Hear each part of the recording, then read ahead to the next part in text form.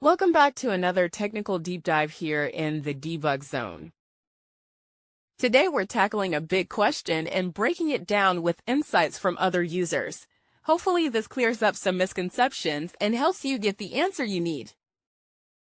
So buckle up, stay a little curious, and let's jump right in.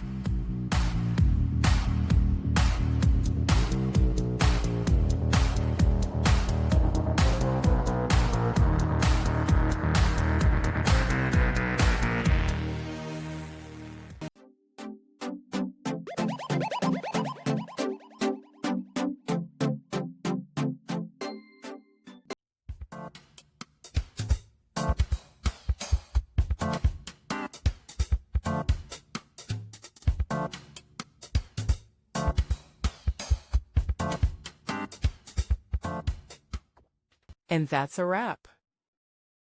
I hope you found the answer you were looking for. If you did, take a second to hit that subscribe button. It really helps out.